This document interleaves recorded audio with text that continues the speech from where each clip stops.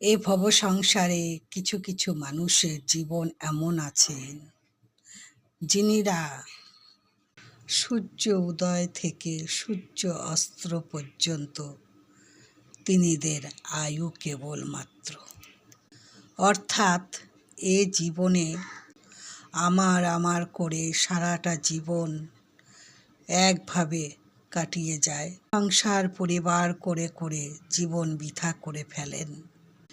কৃষ্ণ ভজিবার সময় নাহি পান, তিনিদের আয়ু কেবলমাত্র এতটুকুই সীমিত, যার কোনো অস্তিত্ব নেই। মায়ের গর্ভে থাকাকালীন ঈশ্বরকে কথা দিয়ে আসি, এ সংসারে কেবল তোমাকে ছাড়া প্রভু আর কিছু জানিব না। কিন্তু ভূমিষ্ঠ হওয়ার পরে তা সম্পূর্ণটা ভুলে এই জগৎ মায়ার পিছেই কেবল আর কেবল ছুটে বেড়াই। কিন্তু প্রভুর বক্তব্য মোদের কাছে জানিয়েছেন, কেউ কারো নয়, মোরা সবাই সবার, অর্থাৎ এ জগৎ দ্বারা সুতো সুতো দিয়ে জুড়ে আছে কারখানা। তবুও বলি, মোরা কেউ কারো নয়।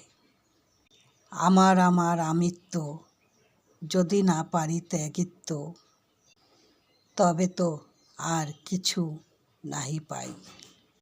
সবই থাকবে এখানে পড়ে, কেবল যাবে কর্মমাত্র মরি সাথে।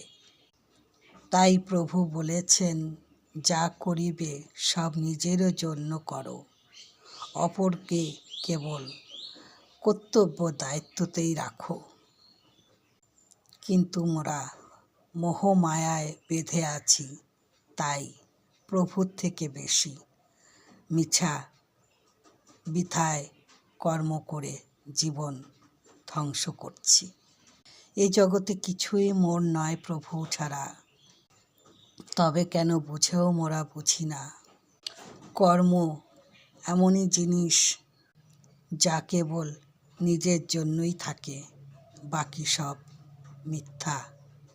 যেদিন এই দেহখানি করব ত্যাগ, এ দেহ যেদিন ত্যাগ করিব, সেদিন শুধুমাত্র যাবে কর্ম মোর সাথে। তাই সব ছেড়ে প্রভুকে স্মরণ করি শিগগিরই দিন থাকতে। জয় শ্রীকৃষ্ণ, রাধে কৃষ্ণ। ধন্যবাদ বন্ধুরা। কথাগুলো ভেবে দেখুন সত্যি না মিথ্যা, পরে কমেন্ট করুন।